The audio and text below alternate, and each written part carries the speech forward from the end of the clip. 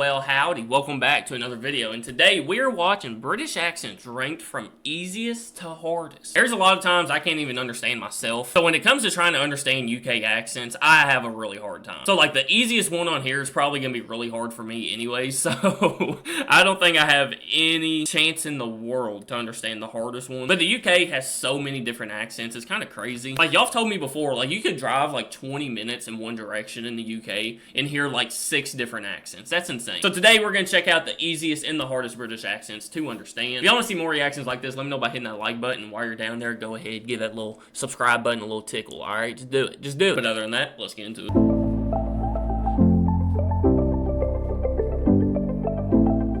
Hello everyone and welcome back to English with Lucy. Today we are going to be talking about the big topic of accents. In particular, the accents that you guys find to be most difficult to understand. Now when all of them. Every single one. When it comes to accents, you can't just say this one's easy and this one is difficult. It doesn't work like that. It all depends on where you're from and what you're used to hearing. See, I'm used to hearing this Kentucky slang, you know, this backwoods country. My sister's my aunt, but she's also my girlfriend somehow. Country accent, you know, that's what I'm used to. So you would think it'd be really easy for me to understand people that don't talk in tree, you know? But somehow, it's hard for me, it really is. Speak English with a modern received pronunciation accent, and lots of people tell me that they find it very clear and easy. But that probably is because my accent is an accent that's commonly taught in schools. You might hear it in films and TV shows quite a lot.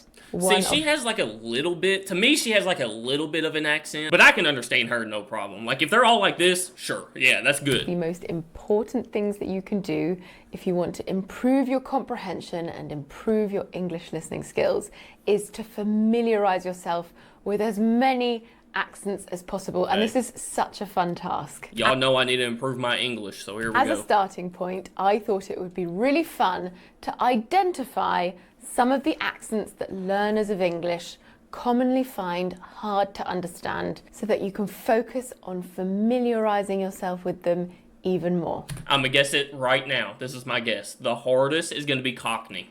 I don't know why, but it's gonna be Cockney. Every time I've ever heard a Cockney accent, I'm like, there's no way those are actual words. Like, no, you're just like moving your mouth and hitting 2 rocks behind your head or something. In order to do this, I created a survey. This is just for fun. It's not scientific, but I think it gives quite a good indication. I took 10 celebrities who speak 10 of my favorite accents, and I took little clips of them speaking. I then asked my students on my email list to tell me on a scale of 0 to 10 how easy they found it to understand that little bit of speech. I averaged the scores, I've put them in order, and I'm really, really excited to show you the results. To make this even more interesting, I will play each clip twice. Once without subtitles, and again with subtitles, so that you can test your own understanding of each accent clip. I'm scared. I'm really scared. I feel like it also depends on like the person, because some people speak more clearly, like no matter the accent, you know, so I don't know, I'm scared. Obviously there will be many variables, the speed at which the person's speaking, the setting in which they're speaking, whether it's formal or informal, but hopefully it will give you a good idea. As always, there is a PDF that goes with today's lesson. It's got all of the information that I shared today, plus links to the full clips and some extra bits as well. If you'd She's the English teacher I always needed. Like, no offense to all my English teachers out there, but she does it right, you know? We have 10 accents, and the person who is ranked at number 10, i.e. the easiest to understand according to my students, is Queen Elizabeth II, of course. Yeah. It helps a lot that she speaks very, very slowly, and this was a formal broadcast. Let's have a listen. King James may not have anticipated quite how important sport and games were to become in promoting harmony and common interests. See, I feel like that accent is the accent like British people have in movies over here, you know? Like, any British person in a movie's probably gonna have, like, the RP accent. So, I'm kind of used to that. Like, I'm kind of used to that, so I kind of know how to understand it. And then also Lizzie, she speaks real slow, so yeah, that's no problem.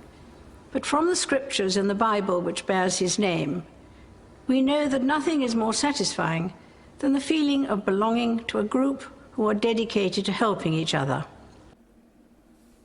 And now let's listen one more time with subtitles on screen so you can check how much of it you understand. Hey, I don't even need them. I understood all of it. James may not have anticipated quite how important sport and games were to become in promoting harmony and common interests. But from the scriptures in the Bible which bears his name, we know that nothing is more satisfying than the feeling of belonging to a group who are dedicated to helping each other. I'm so scared because that's so easy, and that's number 10. I'm so scared for number 1. So the Queen speaks the Queen's English. She speaks with a received pronunciation accent on the very top posh end of received pronunciation. Now, this is an accent that is traditionally regarded as the standard for British English, but things are changing. Originally, this accent was called public school pronunciation. And public school actually means private school, so an independent school in the UK. State school is a... What? So a public school is a private school? Well, that's only slightly confusing. Education paid for by the government.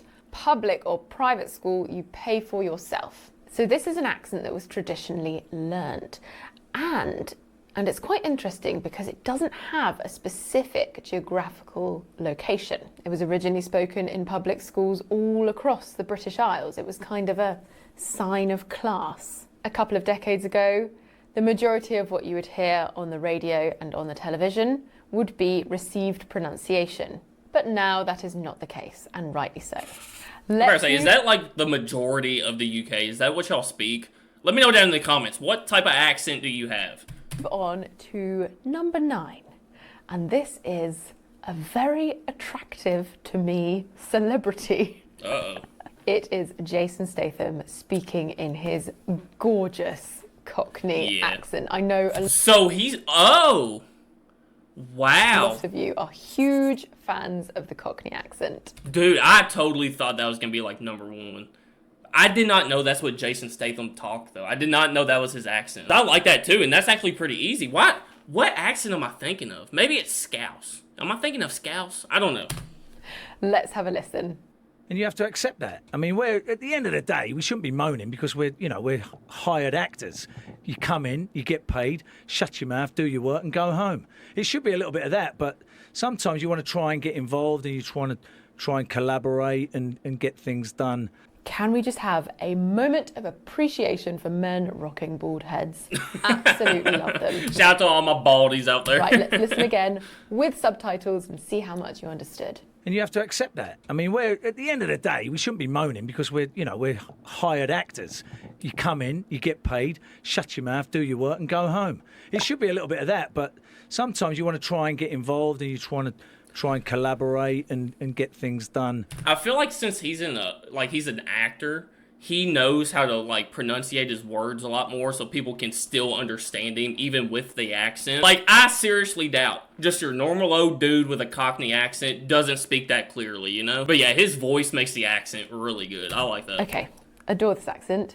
It originates from the East End of London. Supposedly, you were only a true Cockney if you were born within earshot of Bow bells. Within earshot means within listening distance, within hearing distance. And Bow bells are the bells in a church, a historic East London church. Now, the East End of London is changing. And a lot of the people who were born there or who grew up there are moving further out to Essex. So it was very interesting to me to see that number 8 was the Essex accent. So let's play a clip of that. We have a celebrity called Gemma Collins, who I personally adore. She is so sassy, so entertaining. If I ever feel sad, I look at her top moments on YouTube because, what a character. She's just completely herself. I have become one of the biggest reality stars in Britain. I am a global icon. It's weird, but that's the GC, and that's what I do. I make great TV, I provide you with entertainment, And I kind of explain it to people. It's like Paul O'Grady and Lily Savage. You know, it's how I make my money. I mean, she's so confident, isn't she? I love. See, hers it's a lot thicker, but I can still understand it, you know? Loved the guy, Eamon Holmes' face, just as she was praising herself. Brilliant. Let's listen again with subtitles. I have become one of the biggest reality stars in Britain. I am a global icon. It's weird, but that's the GC, and that's what I do. I make great TV. I provide you with... She said GC. I thought she said it's weird because that's the TV, not GC. Oh, okay. See, and that's what I do. I make great TV. I provide you with entertainment. And I kind of explain it to people. It's like Paul O'Grady and Lily Savage. You know, it's how I make my money. Okay, so the Essex accent is found in and around Essex. A lot of people from the East End, originally Cockney, did move to Essex or are continuing to move to Essex. It is like a mixture of the estuary accent and the Cockney accent. It's become incredibly popular over the past decade due to a TV show called The Only Way is Essex. It's a reality TV show that follows young people in Essex. I think it's cool how people move and like just two accents just collide and create a whole new accent, you know? That's crazy. Hello? Her career has I just muted it, my bad. exploded.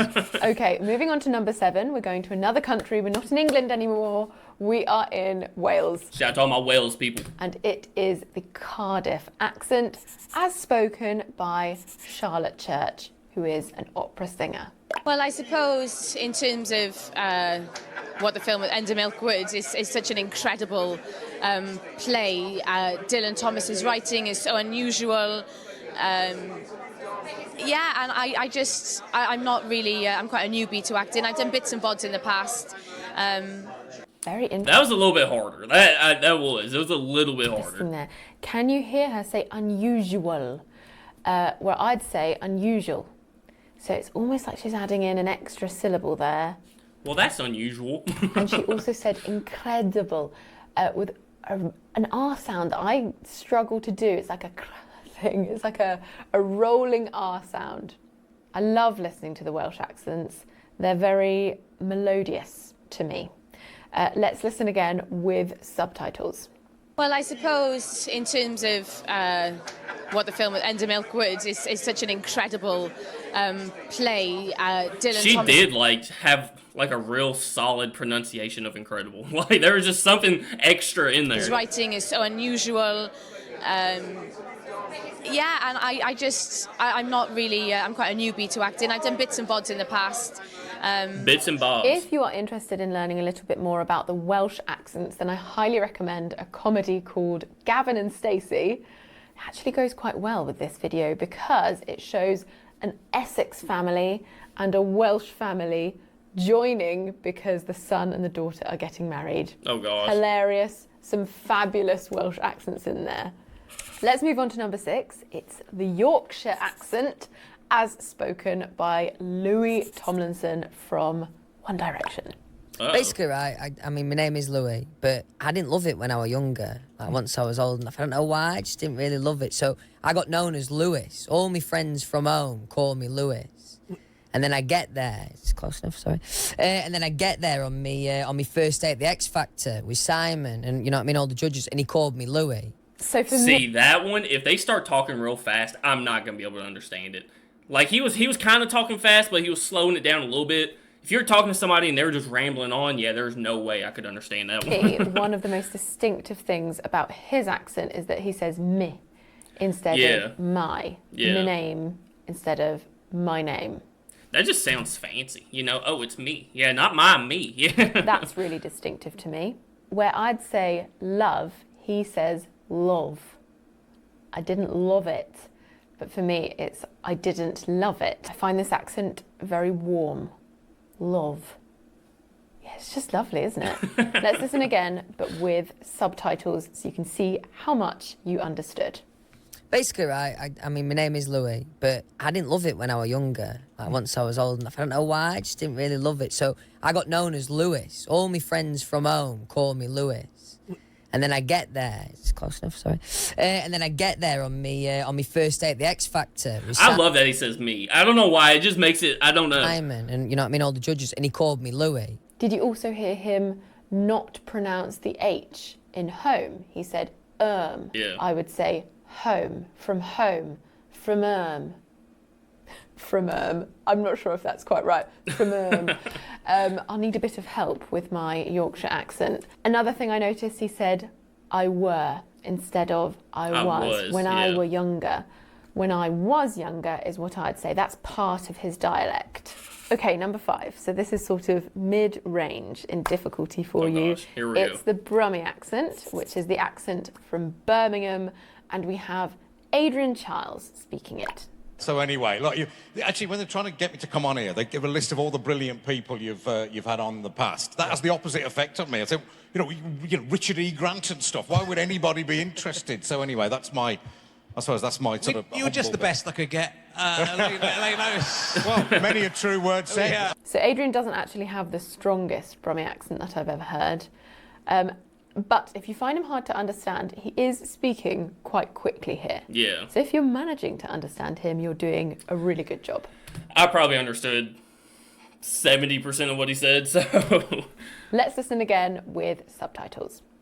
So anyway, look, actually, when they're trying to get me to come on here, they give a list of all the brilliant people you've had on in the past. That has the opposite effect on me. I say, you know, Richard E. Grant and stuff. Why would anybody be interested? So anyway, I suppose that's my sort of... You were just the best I could get. Well, many a true word said. Yeah. Also, how awesome is that sign language interpreter? She was really conveying the comedy quite well. Now, as lovely as this accent may sound to you, this is actually one of the British accents that faces the most discrimination within the country. There is another one that I'll talk about as well. When people run opinion polls, it often comes up as one of the most disfavoured. But very interestingly, when they run similar opinion polls to overseas visitors, so non-native English speakers, the Brummie accent seems to do quite well. They find it very melodious. This implies that it does badly in polls because of prejudice rather than a genuine dislike of the sound of it. I'd be interested to know your thoughts and to know if there are any accents in your country that you think are kind of unfairly regarded. Let's move on to the next one. You've rated this as number 4. And I know I shouldn't have favourites, but I think I can. This is my favourite. I absolutely love the way this accent sounds, and I love the person who has this accent. It is Nadine Coyle from Girls Aloud.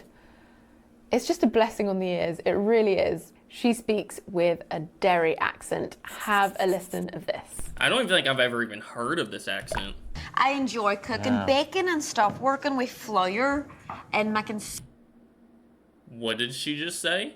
You mean flour? sweet things I'm not so used to, more savoury, chopping, kind of... When you just zone out, you put your music on and you just chop. Just have loads of stuff. No, that is thick. Yeah, wow. Someone else want to just chop and cook with flour with her. It's just lovely. See if you can notice that where I would say flour, she says something more like flyer. Yeah. And she also says meckin instead of making, as I would say. I thought she said bacon, huh? It. Chopping, chopping.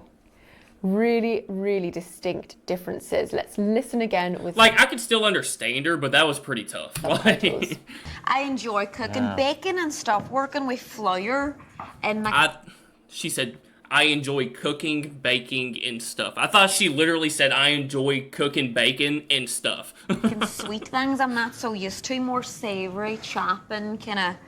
When you just zone out, you put your music on and you just chop. Just have loads of stuff. Lovely. Truly lovely. Love it.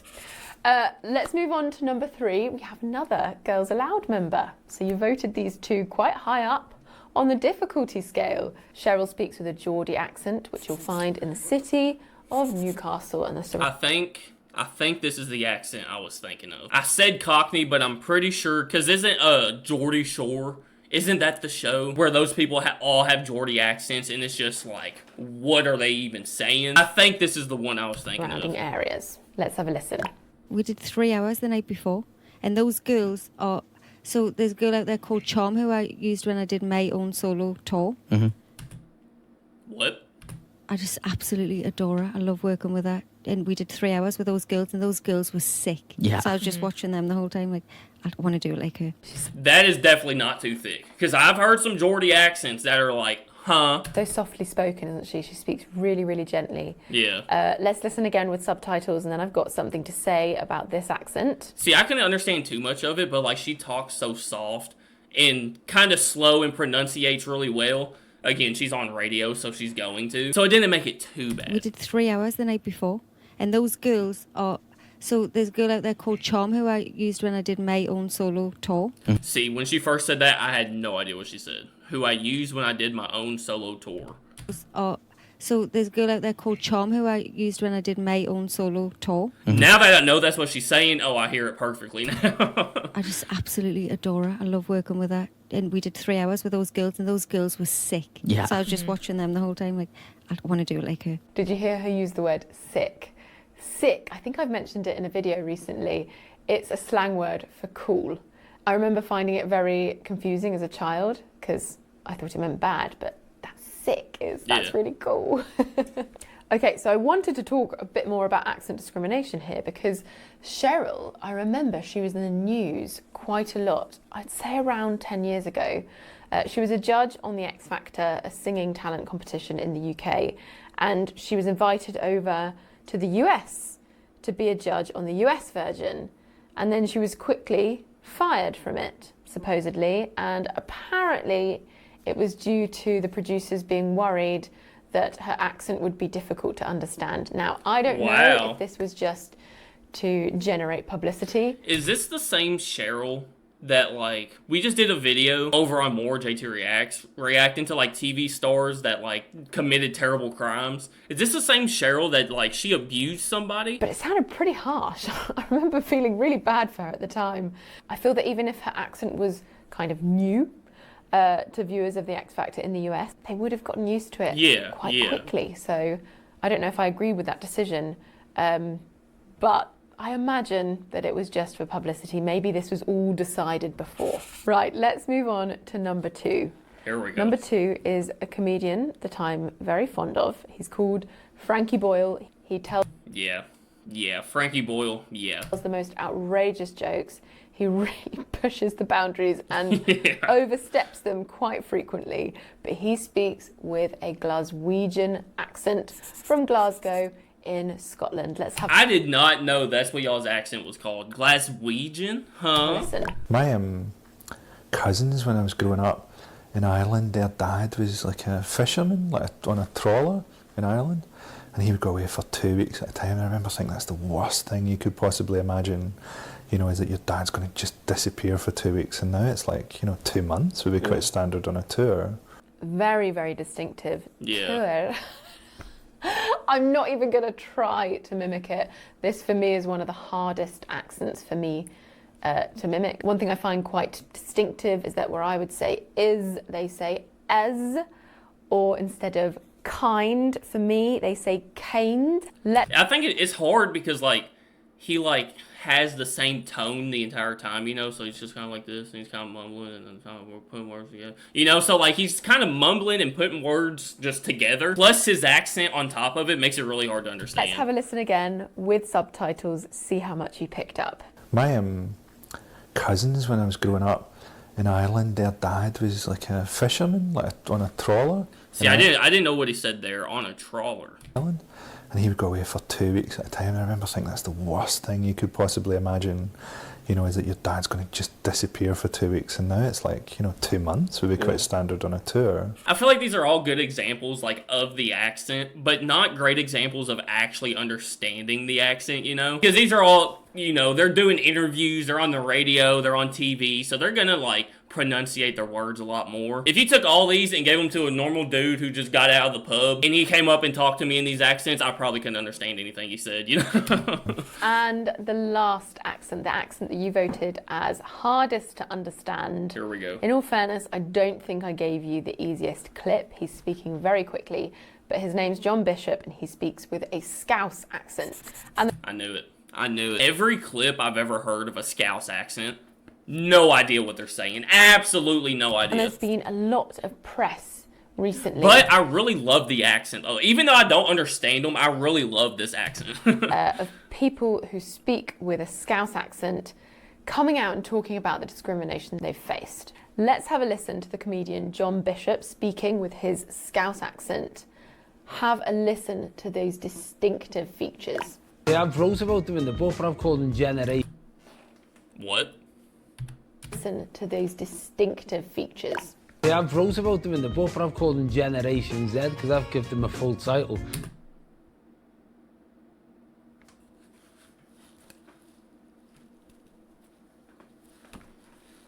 A what? Huh? Yeah, I've wrote about them in the book, but I've called them Generation Z because I've Generations. Give them a full title because I'm old enough to 'Cause I'm call old. things by the full title rather than yourself who's gone Gen Z.